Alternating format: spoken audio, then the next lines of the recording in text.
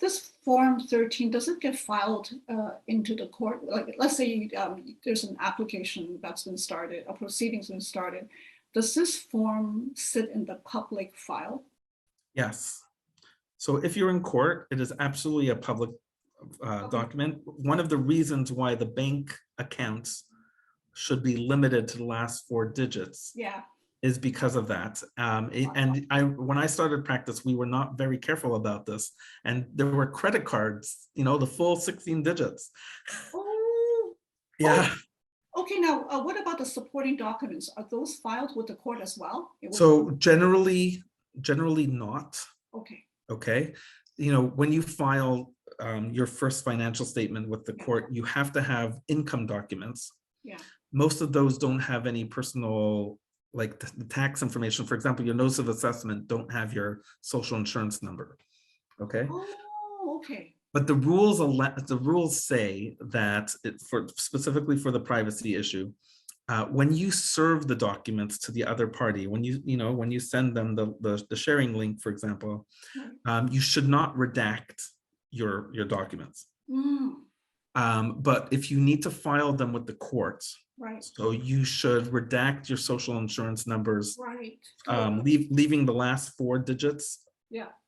And for bank statements, if you care to do this, you can redact the entire state bank account number, also up to the last 4 digits, just so that it can be recognized. That is good to know. I just have one final question, and I think that's it. Wow. Okay, let's say that you're really good with your husband during the marriage and everything is jointly owned, okay? And you're both lawyers or whatever, doctors, and you have the same, everything is the same, okay? So I'm thinking that his NFP, his Form 13 and my Form 13 will be very similar. In fact, let's just, for argument's sake, let's say that we have the same NFP, okay? So does that mean that there will be no equalization payment? Is that what that means? I'm going to show you. If you go to the family law rule forms, all this information of date of set, evaluation date, and date of marriage ultimately ends up on a Form 13B net family property statement. Okay. Okay. Yeah. And I'm just going to download it just to show you. And basically what you're doing is you are inserting from your financial statement all the items. This one in particular doesn't break down based on the subheadings like land and vehicles, right? But basically that is what you're doing here. Right. You're putting all the assets, and then you're supposed to put all the debts. Okay. Yeah. And then there's the date of marriage, and then there's excluded. Okay. And we don't care about the today column for the purpose of this form. That's right. But you're right. At the end of the day, we're going to look at your net family property, and you'll look at the other party's net family property, and we are going to compare them. And the way the calculation works is, if there is any difference between the net family properties, those 2 numbers, 1/2 the net difference.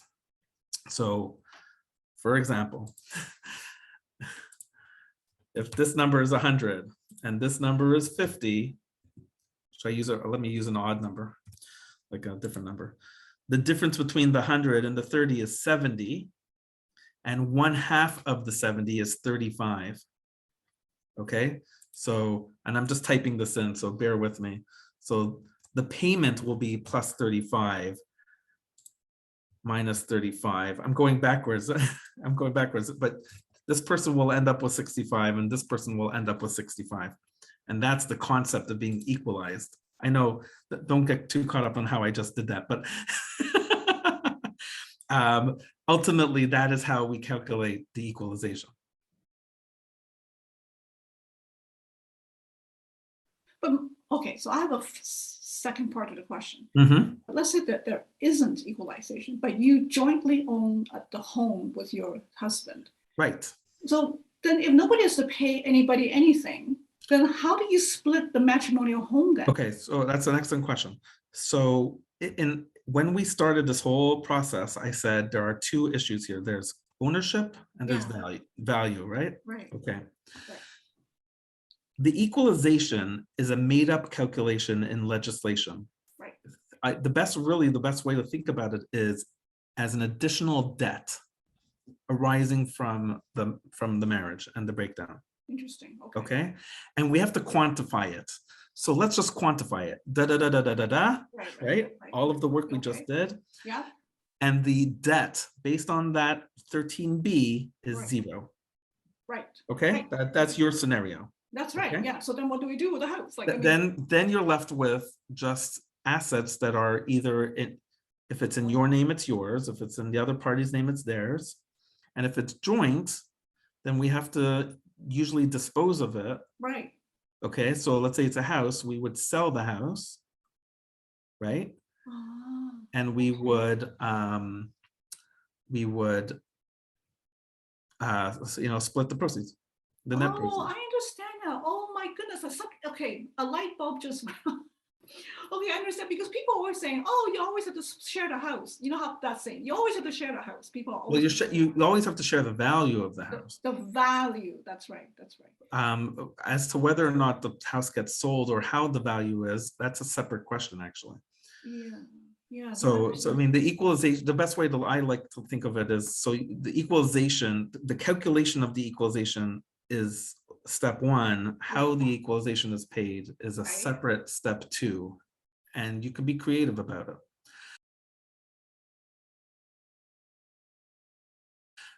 There's one other thing that I just want to throw back into the mix here, is that we're talking about, dividing the house and whatever. Yeah. If you have a workplace pension, okay, so technically that is a line item. We included it, right? It's part of the apricot. And to have it valued requires some additional forms to be filled out and submitted to the pension administrator. And then how the pension itself is divided, there's some flexibility there in the law. You can either include it in the calculation in the 13B, or you can remove it and have it paid directly from the pension and not include it with the rest of the stuff. However, there's implications of including it and taking it out. So you have to be careful.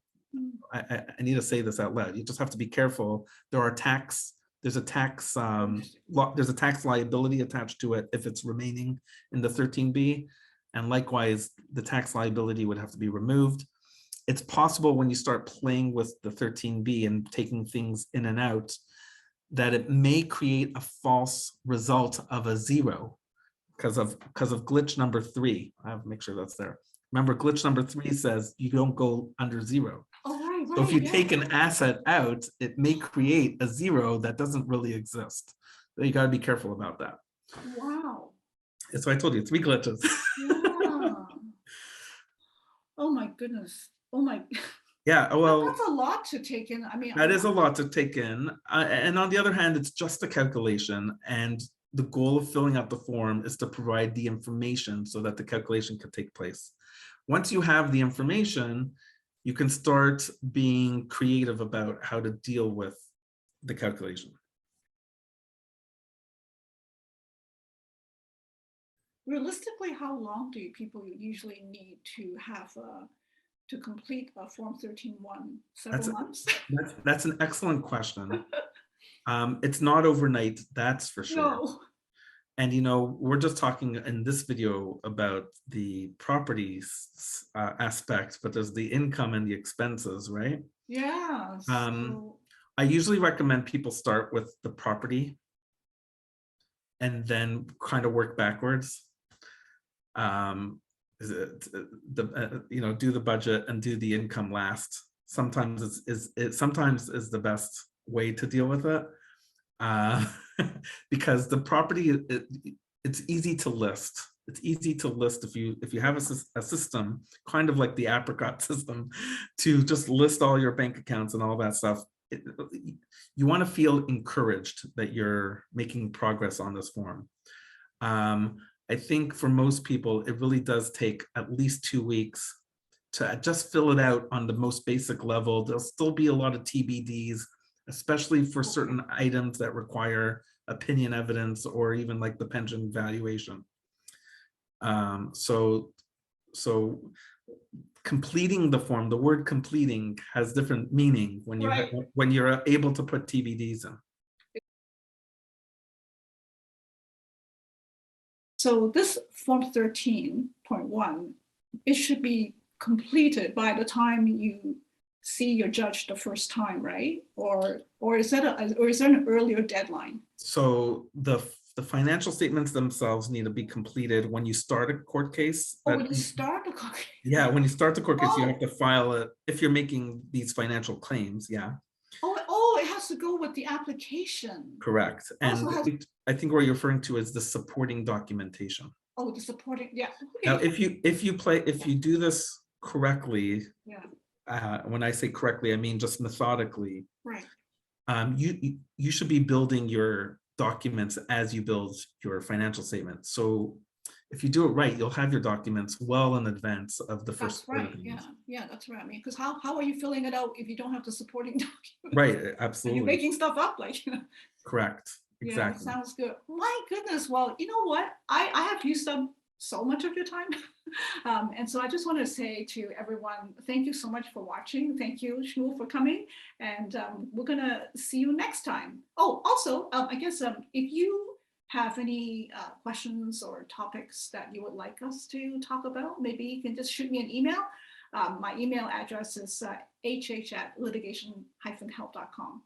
And on that note, until next time, thank you. Thank you. Bye.